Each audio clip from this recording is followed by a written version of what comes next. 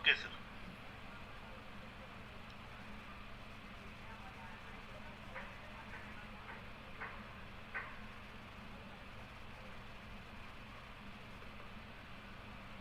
Yes, sir, you can start.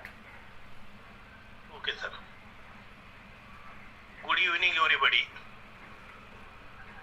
Today I welcome all the honorable dignitaries and participants for the international webinar on the topic A Way of Social Change. The college, Shri Kumarswami College, Ausa, which is run by Shri Mahavidyalaya Shikshan Prasarak Mandal Ausa, has been organizing a long series of international and national webinars. The purpose behind this webinar series is to spread knowledge and enrich knowledge.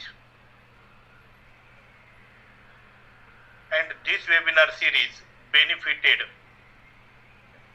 number of researchers, students, teachers, and people related with the different fields. The webinar series is going on successfully because of the chief organizer and chairperson of this webinar series, Honorable Principal Dr. M.M. Kumarswami. In the beginning of this international webinar, I welcome him heartily as the chairperson of this webinar. I am also elated to welcome today's honorable keynote speaker, Aishwarya Shetty ma'am, from Education Above All Foundation, Manipal Institute of Technology, Doha, Qatar. She is going to enlighten us on all the aspects and factors of the topic, A Way of Social Change. Once again, on behalf of the organizing committee of the webinar series of Shri Kumarswami College, Ausa, I welcome her heartily as the invited speaker. I also welcome all honorable organizing committee members, including Vice Principal SD Misal sir, Ravindra Karanje sir, Praveen Uttage sir, IQAC Coordinator Dr. Sanjay Kale sir, Dr. Anita Dhole ma'am, Sudhir Garad sir, Ambadas Khillare sir, Dr. Patwari sir, and Dr. Wadkar sir. We all are very eager to listen the keynote speech by the honorable speaker. But before that, I would like to invite Dr. Anita Dhole ma'am to introduce today's chief guest and the resource person. Please ma'am, welcome. Thank you, sir. Welcome. A very good evening to one and all. You are welcome to this grand national and international webinar series organized by Shri Kumarswami Mahavidyalaya, Ausa. Firstly, I would like to thank respected principal and chief organizer Dr. Bedkar MM for giving me an opportunity to introduce resource person on this virtual platform. My special thanks goes to all the respected organizing committee members, IQAC coordinator and staff members who are supporting like backbone of this series, and a big thanks to all the respected participants who are joining very regularly from all over India and abroad, and they are making this series a very successful series. So I am here to introduce today's keynote speaker. Today's keynote speaker is Honorable Aishwarya Manjunath Shetty, Education Above All Foundation, Manipal Institute of Technology, Doha, Qatar. Title of speech is Education, a Way of Social Change.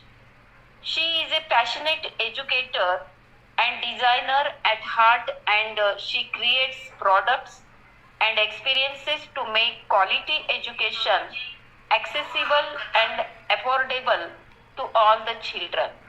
She knows languages like English, Tulu, Kannada, Hindi, Malayalam, and French. Her qualification is B.Tech in Computer Science and Engineering from Manipal Institute of Technology. She completed courses like coding languages, Python, C++, Java, etc.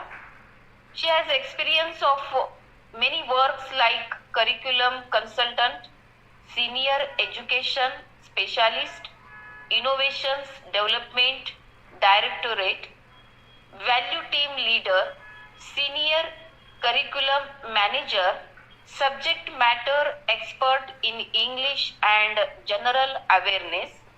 She completed the courses on various subjects like teacher training program at American School of Bombay, Silicon Schools Fund Blended Learning, Personalizing Education for Students. She traveled to over 35 countries and experienced the various cultures of different countries.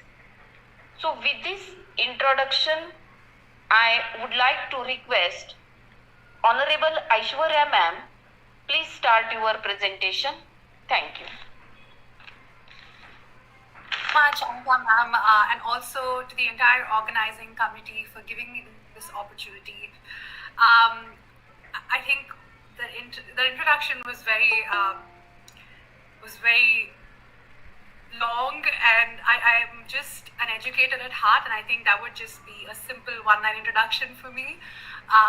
I think all of the educational backgrounds and achievements set aside, I think what I identify myself with the most is that I love the whole teaching learning process, and every decision I've taken since I graduated from college was to ensure affordable and equitable education for all. And in today's talk, I just wanted to shed some learnings from some of the work that we've been doing. So I'm looking forward to having a very engaging discussion with all of you all. Thank you for participating. As Anita ma'am very beautifully said, I'm Aishwarya. I am an educator, and it is my absolute privilege to be here. Today, I am going to start with the alphabet, right? In school, what did you learn? A is for? I just unmute and answer. A is for what?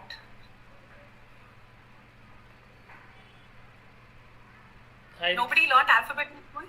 Apple. A is for apple, correct. B is for ball. C is for cat. D is for doll. You know, we have learned this over and over again, and so do 1.4 billion children all over the world learn the alphabet. But this isn't the case for 263 million children who are out of school worldwide. So let me just put that into perspective. I'm going to quickly share my screen. What does that mean, right? When we see all of these big numbers and statistics, we are always like, oh yeah, बहुत सारे बच्चे तो school में नहीं होते, तो क्या हुआ? It's not my problem, right? So when I say there are 263 million children globally out of school, it means that 1 out of every 5 children does not get access to education. And what is even more worrying about this entire crisis in global education is that it is worsening day by day.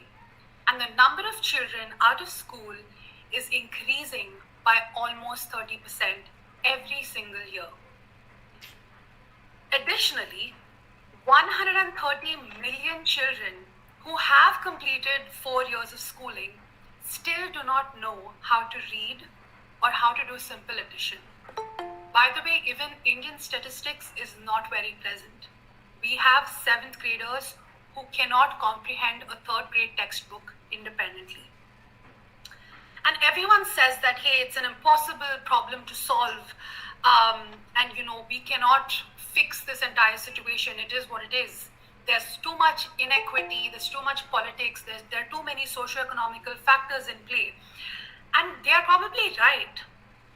Because if we use the same conventional approach to schooling and education, all these children will be hard to reach. The reality is that any system that is failing 1 out of 5 children globally needs to be seriously reconsidered. When COVID-19 hit, it gave the education community a golden opportunity because in April 2020, our conventional education system came to a grinding halt. Every single school all over the world was closed and every single child was out of school. So education had to disrupt and innovate instantly. We had to come up with solutions instantly. We had to get creative, and so we all moved to different models of online schools. Now let's see how that worked. For a second, I want you to close your eyes and think about what I'm saying. What comes to your mind when I say remote and distance learning? When you hear remote learning chal raha hai ya distance learning chal raha hai, what comes to your mind? What do you imagine distance learning to look like? Can anybody just share their thoughts? There's no right or wrong answer. I'm just curious to know what you're thinking about. When you hear about distance learning, how do you imagine distance learning happens? Anyone from the participants? Yes, ma'am. No, it was necessary to learn through distance education and online mode. Online mode, right? I think a lot of people, as soon as you think of distance learning, you think about the internet, right? Kyunki internet ke bina like how will you disseminate information? How will you disseminate knowledge, right? How will you have face-to-face interactions? So I want to now take you on a journey about the reality of a lot of children in India and around the world. Imagine that I took away your distance learning superpower, the internet. So you have no access to online school resources. You have no Zoom calls with teachers. You have no videos. You have no games. You have no emails. Now imagine I took away all of your physical resources also. No textbooks, no books, no educational toys, no stationery. Now imagine I told you that your parents at home are semi-literate or not literate. They have not gone to schools themselves. And they have to focus on their jobs to earn a daily living for their family. And they cannot be at home to help. Now finally imagine there is no technology available. No iPads, computers, smartphones, or even radios. Now, how do you think education can happen, especially during a pandemic? That, my friends, is the reality of distance education for more than 50% of households in developing countries. There is no technology, there are no resources, and parents cannot be teachers because they themselves have not had the opportunity to go to schools, or they have to be outside their homes earning a livelihood. So it should not come as a surprise to us that 465 million children were not reached in any kind of learning throughout the pandemic. Can you imagine almost half a hundreds of millions of children just could not access education because they had no resources with them. So what is the work that we do, right? I work in the innovations team of an organization called Education Above All. We're based out of Doha, Qatar, but we work globally. We're present in about 70 to 75 countries, and we focus on helping the world's most marginalized youth, women, and also people from incredibly vulnerable contexts, especially in crisis and emergency settings. So as the innovations team, what we do is we kind of identify what are the problems in the global education landscape that nobody is thinking about or nobody is solving for. And we kind of design and develop and pilot solutions for these niche challenges. And I'm happy to report that over the last 2 years, we have reached almost 1 million children working directly in some of the most deprived contexts in Sudan, Yemen, India, Pakistan, Bangladesh, Lebanon, Kenya, and hundreds of other places and communities, including slum communities, refugees, tribal children, rural areas, all around the world. And we have worked in places where schools are closed and don't even exist, where students have never owned a book, where there are no educated teachers in the vicinity, and the maximum technology that was available was a simple phone, which is again shared with the entire community. So when the pandemic hit, we were thinking about this question, for the children who have internet, laptops, they're sorted, they have online learning. But all these kids, 500 million kids globally who have no access to it, what do we do for them? How do we ensure the learning process is not disrupted? So we created the internet-free education resource bank. I'm just going to quickly share the link with you. So the internet-free education resource bank is a learning approach that consists of multiple resources that promote contextual and holistic learning inspired from the child's own surroundings. You can go to this link. All the resources that we have up are completely cost-free. They are low resource requiring. They can be used, downloaded, just disseminated in any way possible. So what exactly is IFERB, the Internet Free Education Resource Bank?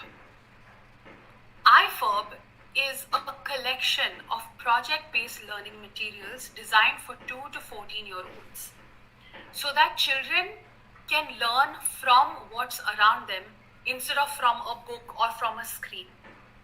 So we have implemented project-based learning. Now, I will tell you more about project-based learning as we go and our biggest learnings from creating IFERB.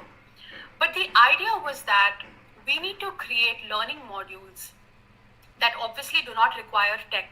Once you download it, it's done. You can use it for months without using tech. It has to be low resource requiring. It means that children should be able to learn curricular concepts using materials available in their homes. They should not need fancy tools to learn.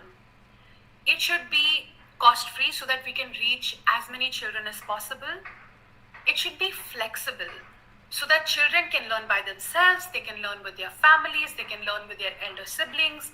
It can be implemented in any way possible. And it should also be holistic.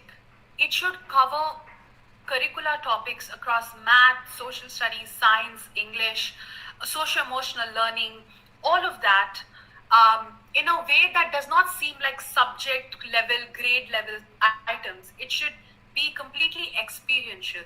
Children should be immersed in the learning process. So I want to share with you today some of the learnings from creating IFERB and implementing it in several under-resourced contexts. And these learnings are essentially the fundamental shifts that the world needs to incorporate in the education sector. The first shift, number one, is to move from teacher-led classrooms to community-based education. we give a lot of importance to formal education and teachers, and rightfully so. But we give it so much importance that we often forget about our first teachers. Our first teachers are our families and our community. You didn't learn your language in a classroom. You learned your mother tongue just by interacting with your family. You learn so much about social skills, about history, about interpersonal skills from your family. In homes with lower literacy rates, families are almost excluded from the learning process of the child. But we knew that we had minimal access to teachers and resources, especially in these communities, right? Refugee slum communities, we knew that we will not get trained teachers. So we decided to capitalize on the powerful life lessons and innate wisdom of communities and elderly members in the communities. For example, in Kenya, grandmothers told grandchildren traditional folk tales to practice literacy skills in the absence of any books. The students listened, reimagined the stories, learned about how a story's plot goes, which is exactly what we learn in reading comprehension in English. They modernized the author. They created their own storybooks based on what they listened from their grandparents, just to capture the culture and heritage. A lot of these books have found a home in small community libraries that children themselves created. They built these themselves based on all the stories they've heard from the community. Now imagine this library in a place that never had a book.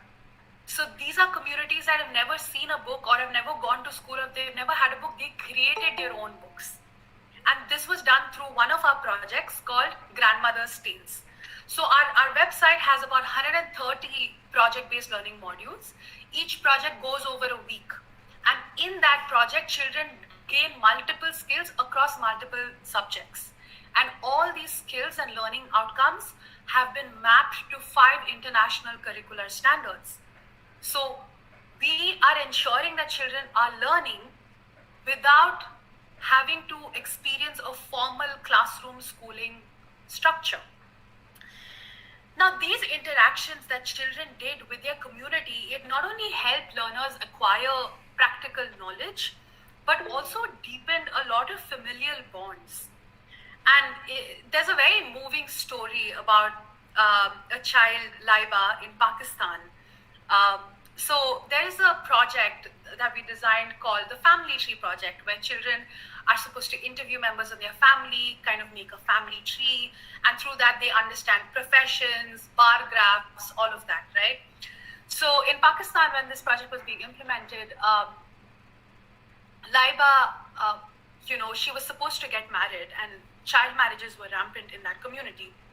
But as she was interviewing her parents, her family, collecting information about them, creating a report, presenting the statistics in graphs and in pictograms, the mother said, earlier I would only talk to Laiba about groceries and about cooking, but now, she is telling me about how we moved to Pakistan.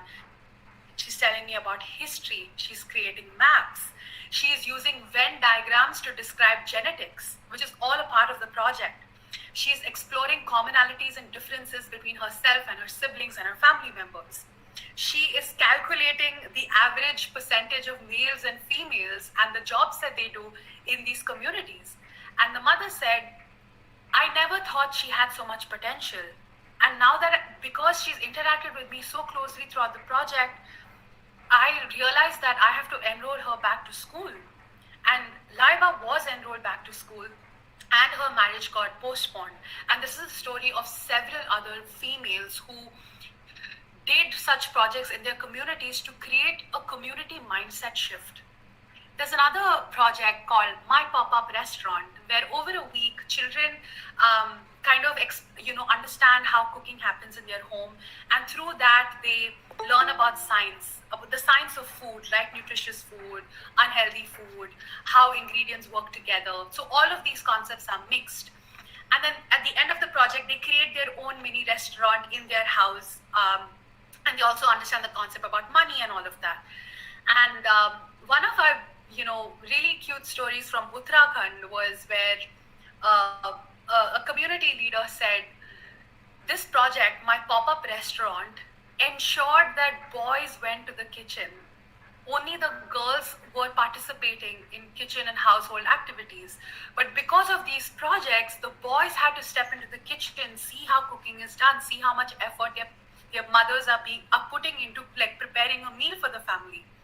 And there has been significant mindset shift towards gender equity for these boys.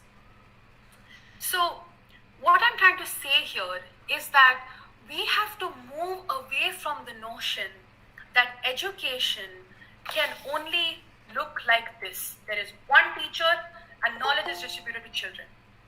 Education can also look like this with the community. We have to empower our children to understand that learning can happen from anyone, at any place, and at any time.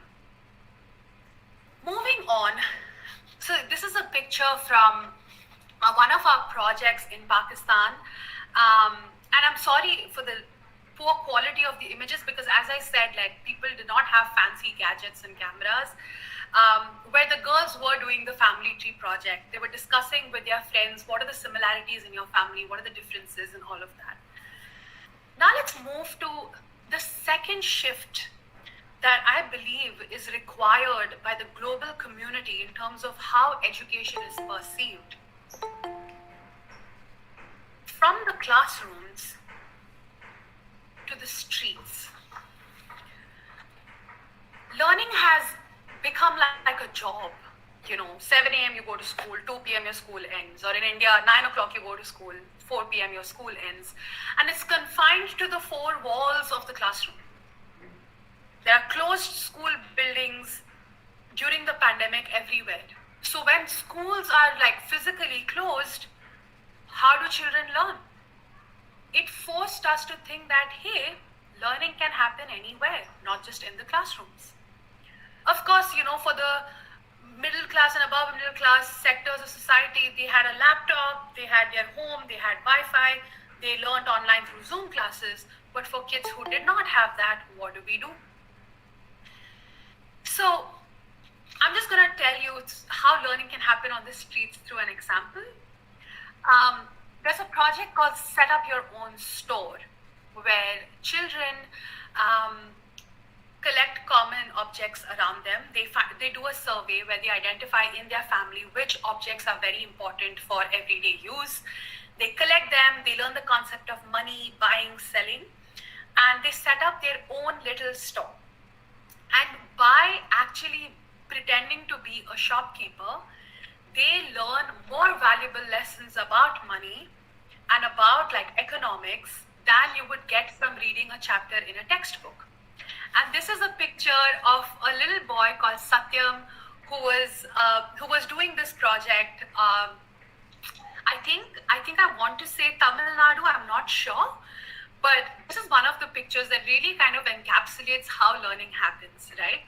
So on the side of the road in Tamil Nadu in India, to attract more customers, the children made posters and they advertised their products and everything. All the things that they sold were also agricultural products that they grew in their homes and in their gardens. And they made little bills and invoices to practice numeracy skills. And the real learning that they got from this project was the art of negotiation. How do you bargain with people? This is not something you learn in schools. So just imagine how much learning happens when the mud streets of Zambia become number lines for children to jump and play and learn math. So this picture is from a Zambian school where the children, in one of the projects called Jumping Math, kids had to create a number line on the ground and they learn addition, subtraction, all of that by jumping and playing games with their peers on the ground. I promise you that it took much less than 4 years for them to learn basic addition. moving on to the third shift we need to do as a global community in education, from globally standardized content to locally relevant and contextual learning. What does that mean, right? When I say globally standardized, I read a research paper somewhere that says that there is an 80% overlap in all of the international curriculum standard. That means that all the children all over the world, 80% of what they're learning is the same. They're learning the same things everywhere. And that is kind of scary, right? Because where is the diversity in learning then? Why should I, as a farmer's daughter, learn about astrophysics or about like something that's happening in a different part of the world when I can learn physics through how a fertilizer pump works in my village? Why is my learning not personal?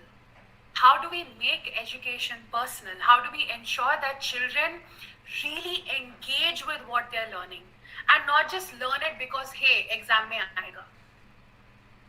For example, if I am from a fishing community in Bangladesh, I should, obviously basic concepts I need to learn in math, but I should also have the space to apply basic math concepts in buying and selling of fishes in my locality.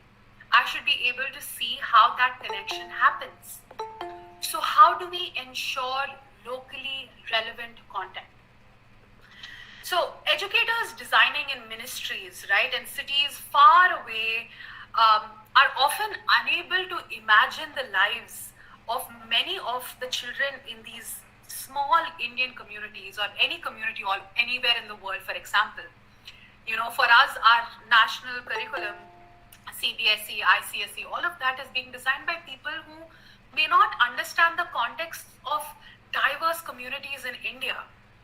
For us, some tough lessons while creating IFERB and while implementing IFERB was that students had never seen a newspaper. They don't know what a comic character is. They don't know, all these famous personalities that are being talked about in the textbooks. They have no clue about it. So why should they learn about it, right? Why can't they talk about their own local heroes?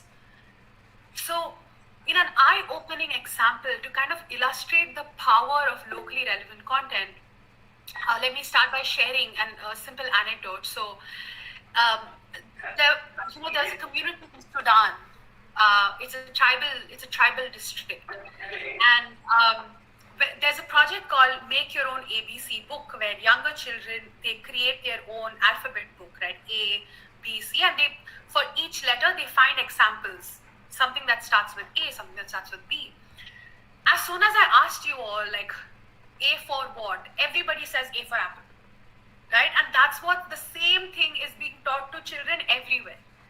But for this tribal community in Sudan, they've never seen apples. They have never seen apples. But what they have seen is arrow. What they have seen is axe. So when we got like photos and samples of these kids, we were really surprised. We were like, yes, how do we expect them to say A for apple when they've not seen apples around them? They have seen arrows and axes in their tribal communities, and of course they should associate that word with A. Similarly, another example, which is kind of heartbreaking really, I was working with Afghan refugees, a lot of them being hosted in Qatar as they transit to the US and Canada. And I was talking to this refugee kid, and I was just doing this project with them, like, let's make our alphabet book and everything. And this kid, when he wrote an example for G, he said G for gun. And my example was G for goat. And the child said, I have never seen a goat in my life, but I've seen many guns. So I'm going to associate G with gun. And it was an incredible moment for me, because I realized that this is how standardized our content is becoming. We are robbing children away from associating what they read with their own personal experiences. In flood-prone Bihar, students learned about density by making their own personal flotation jackets and devices using scrap plastic bottles. That's how they learned the concept of density, not through a formula in a book. They created, in one of our projects called flood management, they made their own life jackets.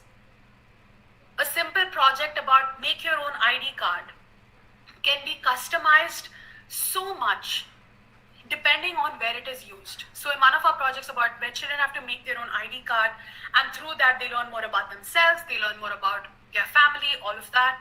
There was this 9-year-old Afghani boy, Arif.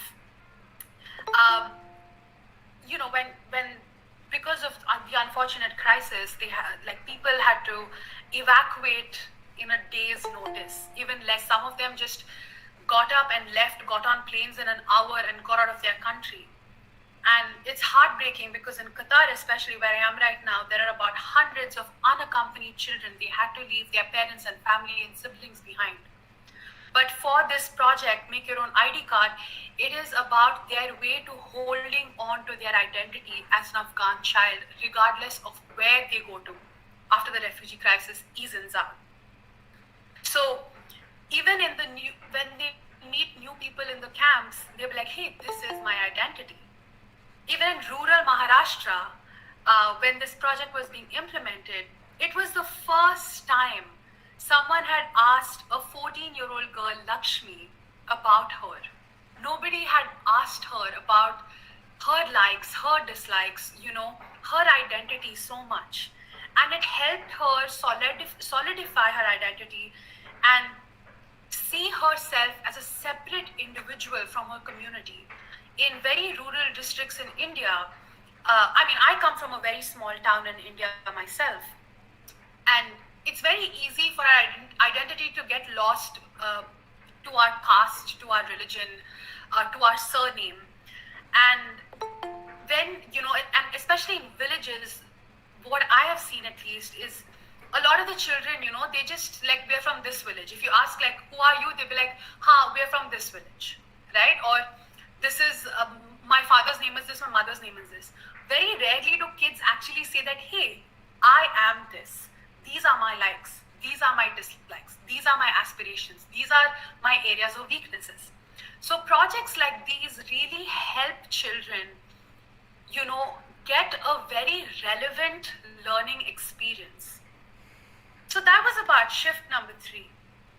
Yeah, this is the image of the kid, in Sudan writing A is for arrow and axe and not A is for apple. And these are some of the kids in Maharashtra who had made their ID cards, their mini ID cards, just putting in information about themselves and just kind of creating their own individual identity instead of the collective village community identity. The fourth shift that I believe that we need to make in the education sector is this. Let's stop asking our students to stay silent and raise their hands, and instead ask them to use their hands. For almost, why did it go? Yeah, sorry. For almost every single intervention, the different pilots that we did in different countries, it took us 4 weeks to convince learners and their parents that there is no formula, there is no copying, there is no learning or mugging up for their final product. Because these are projects, right? And what children create from their projects is their own. So parents would be like, "Par syllabus kya hai?" And children would be like, "But can I copy that person's project? We're like, no, whatever you create from whatever you've understood is yours. And that's because, we have conditioned our children to mimic, right? We've always conditioned. Think about your own schooling experience. you always knew that 1, 2, 3, 4, 5, these are the things that I need to learn. These are the questions that are going to be asked in the exam. I can copy these answers. I have to learn this. I have to do this. We have not taught our kids to think, and even if they do think, it's in a very well-defined box. But once unbridled, it's really like magic to see children like come up with ideas and solutions, applying their concepts. It is really magical and it's unstoppable. An example for this is, there was a project that we created about COVID-19, like a 1-week project that kids can do just to understand what COVID-19 is. And this was in the early days of the pandemic, so there was very, very limited awareness. And this was in a community in Kashmir, and there was a lot of misinformation about COVID. I'm sure all of you have received WhatsApp saying like "Nimbu pani piyo, COVID hat jayega" and all of that, right? So students from Kashmir, and this is also similar to our experience for students in Kenya as well. So they practiced simple hand washing and sanitization. And then through the project, the kids understood how germs started spreading, and they did it through games. And then the kids, this is not even in their project, they independently designed their own portable hand sanitizing solutions for people in their community. And children made their own house rules for COVID, that hey, in this house, in this family, we are going to follow these rules for COVID. And these are 12-year-old kids asserting like rules for their family. And children have also created social distancing awareness campaigns in their local village and community. And children also created their own masks. So this is not just about like, hey, COVID is caused by this virus. You have to do social distancing. You have to wear mask every day. Yes, ma'am. Yes, ma'am. It's not about that. It's about children really taking action. They're using what they've learned to go about and affect and create change in their communities and in their lives. So I believe that teaching children to learn how to think is more important than teaching children what to think. We are often so caught up in this rut of like formal schooling that we assume that, we actually almost tell our kids, this is what you need to think. These are the opinions you should have. This is the syllabus you need to learn. But how are you teaching children how to think? How to learn from everything around you?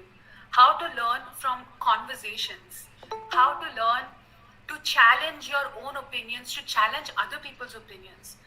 So from raise your hands to use your hands is shift number 4, one of our learnings from IFER, and something that I really would like to see more of in the education sector, especially in India. I studied in an Indian school in Qatar, and even though I studied in an Indian school in Qatar, like the whole idea of like, ye padho, whatever you study, how do you apply it is not talked about. But like, learn this, and I got a 10 on 10 GPA in my board exam. Because I learned what I had to learn, I gave my exam, got full marks, happy. But then as I like grew up and went to college and worked with so many like different communities, I was like, whatever I learned in like 10th grade, I am not applying it. Maybe I should have used and interacted with my concepts a lot more, because then my 10 on 10 GPA has no value for me today. This is the Kashmir. These are the Kashmir kids. So again, right, remember that these are very marginalized communities. They do not have access to continuous water, no fancy taps. This is their local stream, and they were all washing their hands in the local stream. And they asked the facilitator to take a picture so that they can post it in different places saying that, hey, wash your hands.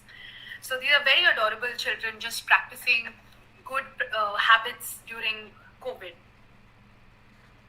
And this is the kid in Kenya who is writing the house rules for the COVID pandemic. She's just making a small poster for her family in her house to kind of just ensure that everyone's following these rules. What is the last shift, the shift number 5 that education should experience? It is from textbook prescribed facts to discovery and inquiry based learning. We often didn't have teachers. We often didn't have teachers to kind of, or textbooks to share like a right answer, right? In these contexts and in these communities, there were no teachers and there were no textbooks. They didn't have any. So there was nobody to tell them, this is the right answer, this is the wrong answer. There was nobody to tell them, ye sahi hai, ye galat hai. So we let the learners construct their own hypothesis, run experiments, analyze the information, and come to their own conclusions. Do you think it's right? Do you think it's wrong? You figure it out. We are just going to be there to help, but you do the work. And remember that, of course, when I say we are sitting in an office in Qatar, and all of these projects are being implemented through like elder siblings in the community, all of them untrained, right? But anyone, volunteers from NGOs, all of those people. So one startling example of this was a project called Population Census. And this is a very, again, 1 week small project that children do. And this is an example from Lebanon. So in population census, what you're supposed to do is, it's basically a project to help you learn math through visual aids, bar graphs and pictograms and tally marks and all of that. So basically what the kids did was they developed surveys to collect information about their family members at homes, to run a series of statistical and graphical experiments, right? That led to the learners deducing from the information that they collected that unemployed women worked much harder than formally employed men, and that women in their community were more ambitious than men.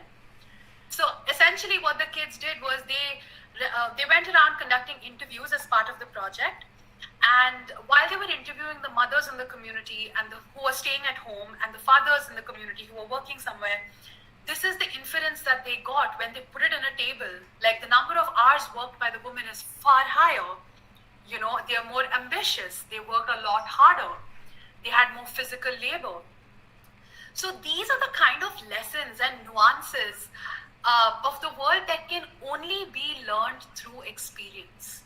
If I say in a textbook that, hey, stay-at-home mothers work more than men, a child will be like, okay, cool, how do I care? Right? But when you really experience and talk to these people, you kind of build a lot of maturity and understanding of how the society you live in works. So, and just to clarify, like, I have nothing against the formal schooling system. I think all children should go back to school. What I'm trying to say through this talk is that we need to reconsider how learning happens, be it in schools or out of schools. There is no rule that says learning should happen only like this, in this way, only through this assessment if you're in the classroom. Of course, you have your standardized exams, great. But the remaining 100 days of classes as a teacher is completely up to you. You have a textbook, great. But how you deliver lessons from the textbook is up to you. So these are the 5 shifts that I wanted to share with people today, based on our learnings from implementing IFERB across the world in different communities. And if I can leave you with one thought today, it is a sense of possibility, right? Let me just quickly unshare my screen. Yeah. And what is the sense of possibility? The sense of possibility is that where there is a genuine desire to do something, we will find the means to move forward, right?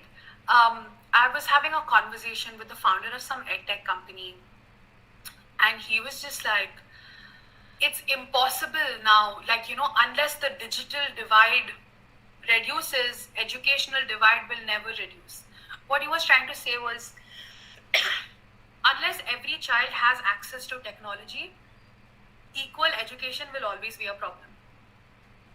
And from our experiences with creating and implementing IFERB, I said, no, you don't need technology to have meaningful learning experiences, right? You cannot use that as an excuse. The reality is that COVID has exposed some deep-rooted inequity, right? And it has been a huge setback. But it has also unshackled us from the constraints of curriculum, classroom, and assessments. It has forced us to think about alternative solutions that may have greater impact. So where there was no technology and no schools, we reached learners through makeshift outdoor learning spaces. There were group phone calls. There were loudspeakers in the community. In Zambia, there was no technology, so children learned through wall painting. There was one person who, would use the community wall, paint the instructions of the project, and kids would come and from the wall painting do the projects every week. And they would come, remove the paint, put another instructions, right? Put more instructions. And there were also communities in India where instructions were given out through the local village newspapers. And we've had over 80% of completion rate of the programs because kids really wanted to learn. So when there are no materials, make your own. Students made their own scientific tools. There were no rulers. Students made their own rulers. There was no rolling. Like some of the games, some of our math games, they require children to have dice. But there were obviously, these are communities that don't even have like pen and paper. So they did not have dice to play it. So kids made their own dice. They cut out shapes, they made cubes, and they made their own dice. And there were also examples of kids, they had some coloring activity and everything. And this was a learning for us because when I was writing the projects, I was like, okay, of course kids are going to have colors. It's basic. But no, kids did not have colors even in these communities. Children made their own colors using lal mirch became red paint, haldi became, yellow paint. If there are no teachers, we lead our own learning. Students led their own learning. They became their own teachers. They also relied on older siblings and community members who had some level of literacy, family members who have age-old wisdom, and our own powers of deduction and experimentation to keep learning. And by doing so, we can make miraculous leaps in learning. And from all of our projects, there has been 18% learning growth in just 3 months in contexts where there's nothing available to them. Learning can be so engaging that students are proactively lining up outside facilitators' homes and begging parents to let them join the program. In Chhattisgarh, some of the communities that were in like heavy Naxalite areas, the parents were forcing the children to go for these Naxalite camps for training. But because of doing these projects, they were so interested in the learning process, they said that, okay, can you at least let us learn for 4 hours through these projects and then we will do whatever. Children were fighting for education. A majority of NGOs and parents who had never heard of project-based learnings and were fairly skeptical because they thought, oh, children were just having fun. Parents would come to us and they'd be like, बच्चे कुछ लिख नहीं रहे, worksheets नहीं है, practice नहीं कर रहे, क्या कर रहे बच्चे? They're just having fun. So we were like, yeah, that's the point. Learning is fun, but they're also learning. Children shouldn't be like crying and writing multiplication tables to learn. A majority of them, however, after 4 months have continued to use this approach, almost a year after schools reopened. So even if schools were reopened, there were after-school programs that children were doing project-based learning. I'm saying all of this because we know it's possible. We've tried and we've tested it. You can access all of our cost-free, open source resources on our website. You can also get them translated to whatever languages. We have some 9 languages already translated. Of course, if you want to get in touch with us, do let us know. And we're not the only ones, right? Luckily, iFerb was one experiment in a sea of glittering examples of change that came out of COVID in education. These just prove to us time and again that we're out of excuses. We cannot anymore say teacher nahi hai, stationery nahi hai, classroom nahi hai, technology nahi hai. And I think my closing thought would be this. We can and need to create inclusive innovation and meaningful learning experiences for all our 1.6 billion children, regardless of where they come from, regardless of how much money they have, regardless of what context they're in. So now I would like to leave the floor open to any questions that you might have about whatever was said, or if you want to know or want me to elaborate on something, I'm more than happy to. Thank you, ma'am, for your informative lecture on the topic. Thank you. We got a lot of information about the topic, education, a way of social change.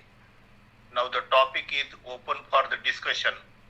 All the participants are requested to raise their questions or doubts, if any, before Honorable Ma'am for the answers and explanations.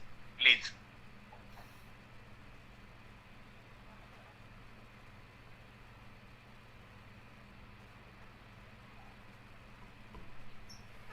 I'm just gonna, meanwhile, just put our resources page on in the chat box. There you go. Right, I think somebody posted a question on the chat saying, how will it be used in India?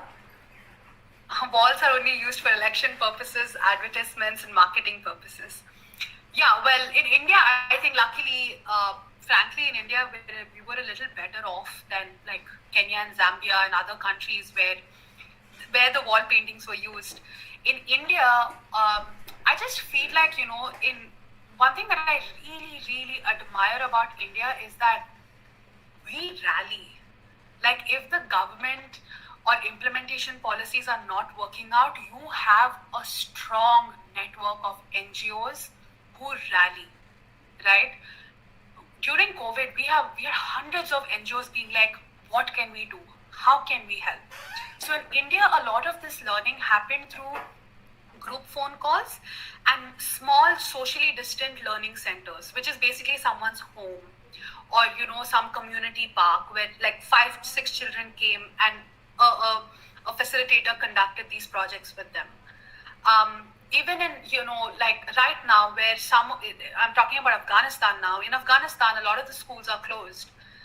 So, a lot of the local people are using the closed school buildings for 1 hour every day where children can just come in, learn, and then go. And all of these resources are designed to do on your own in your house. You do not even have to get out. So as long as you have the instructions, which can be given to a phone, to a piece of paper, you're good. For 1 week, you will know what you need to do every single day to kind of do the project. So I feel like that's the biggest plus power of project-based learning. You do not have to constantly have FaceTime with a teacher or constantly have access to a book. You just need to know what to do in the project, like some guiding questions and activities, and you're good for the week. You'll know exactly what you need to do. Any other questions that anyone might have? Oh, sorry, for this, internet should be available. How will it be possible without internet facility? So the link that I posted, you can download the resources. And once you download it, of course, it's screen free. Once you print it, you do not have to use, you don't need any internet for these activities. Now, in a lot of the places that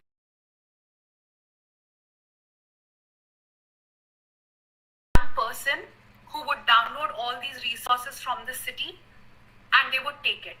If internet was not available, the instructions would be given over a call to the person who would write it down and just duplicate it. but and we would also like sometimes print and send it off, and even to collect data from the kids, right? There was no assessment, like you can't print and give assessments. Like in Chhattisgarh, we had the NGO facilitators and volunteers traveling for 15 kilometers to go, help the children with the assessments, come back, write the data on a table, send it to someone, and then that person who had access to a laptop would put it in an Excel sheet and send it back to us. So they really, like, it's a very collaborative, massive effort, no doubt. But I think the implementation bit of it, the learning bit of it, it was very simple. Like, you look at the instructions, you do the project. But for us, for kind of monitoring, evaluation, seeing the learning growth, that was a little, like, we had a lot of constraints and barriers. But as I said before, the NGO community just like rallied. They were just like, hey, no excuses, we're going to get this done and we're going to make this happen.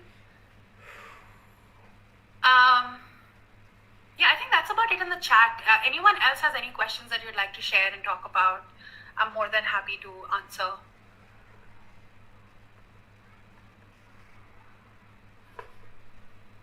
Okay, then I guess that's it, because it's 4:30. I think I'm out of time. No, madam. There is no time for discussion. 1 second. Is there anybody having any question, please?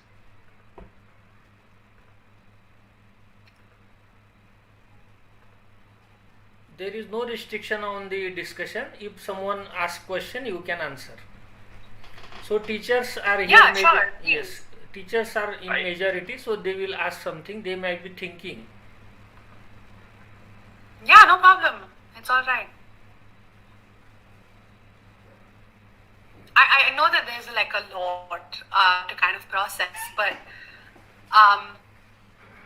if you just like have any comments or like running thoughts or any ideas, please share, or your own personal experiences with teaching, learning, just let me know. And I think for teachers, it's even more important, right? Like I have taught in a slum community in Hyderabad for 2 years. And I think what I realized, and as a full-time teacher in a very under-resourced school, and what I realized was,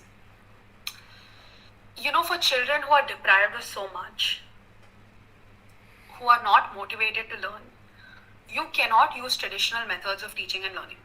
You have to be innovative in your approach. You have to make learning fun. You have to engage them. You have to make them see connections between what they read and what they're experiencing.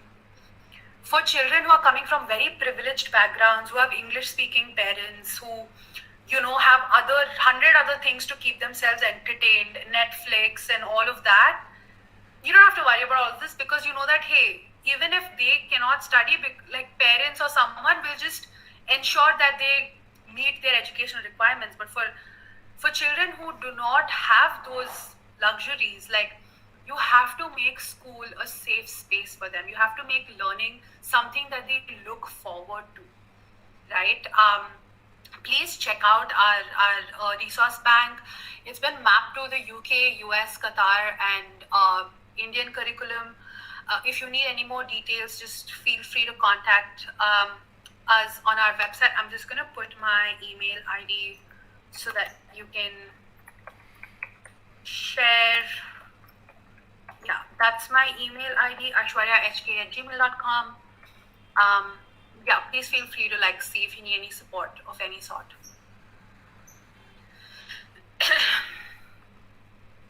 Thank you, ma'am, for your keynote speech.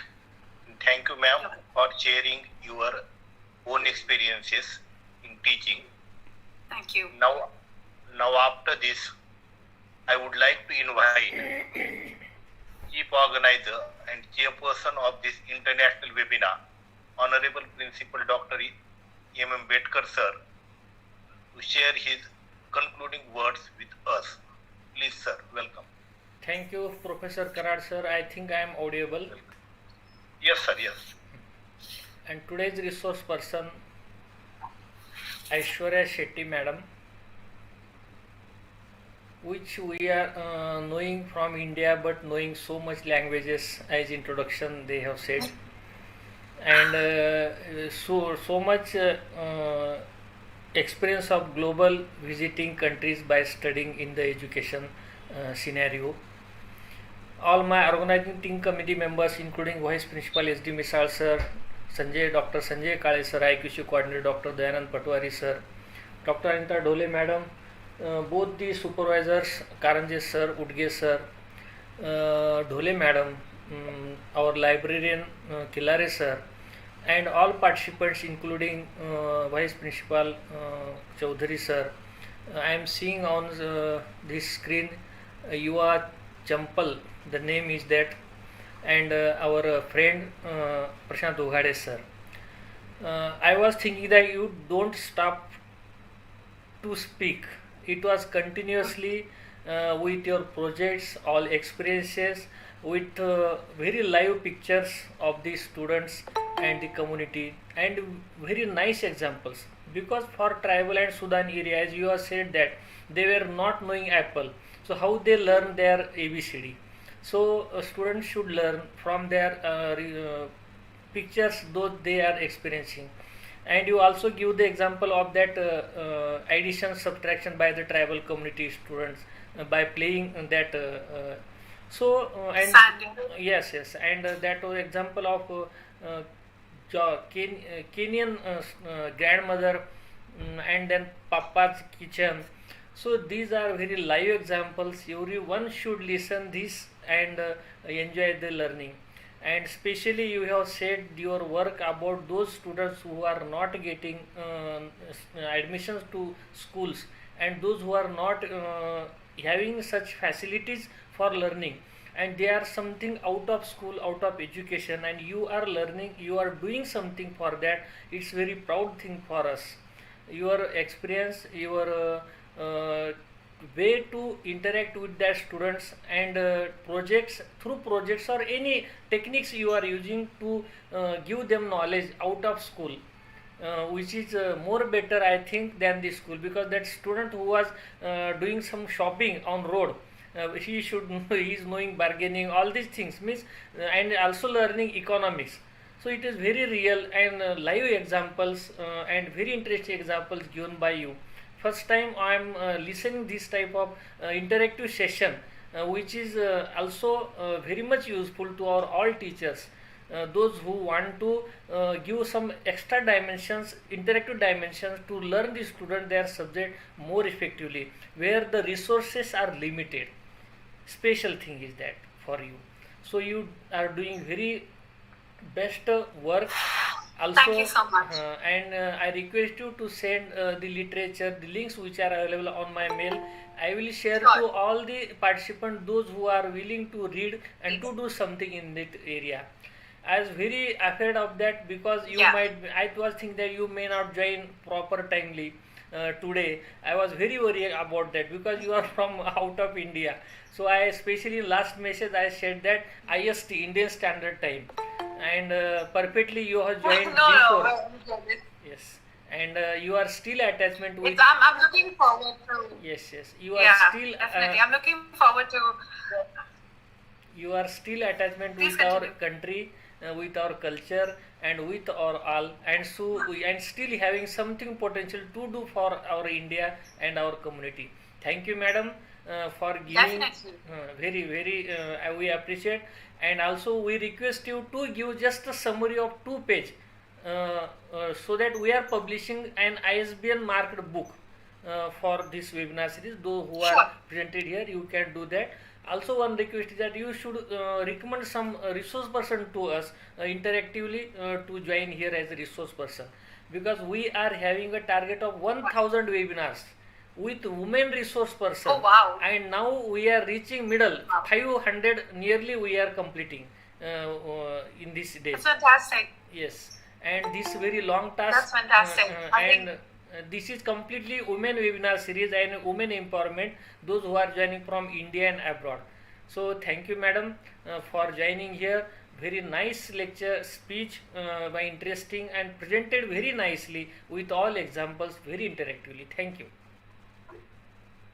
Thank you so much. It's been an absolute pleasure, and I think what you said about like maintaining your roots with India. Of course, because I've just recently contemplating about how India is 70%, 70% of our population works in the agricultural community, and we are still so hell bent on modernizing people and shifting them to urban cities when there is so much knowledge and wisdom to that these communities already have. We're just not utilizing it to the maximum extent.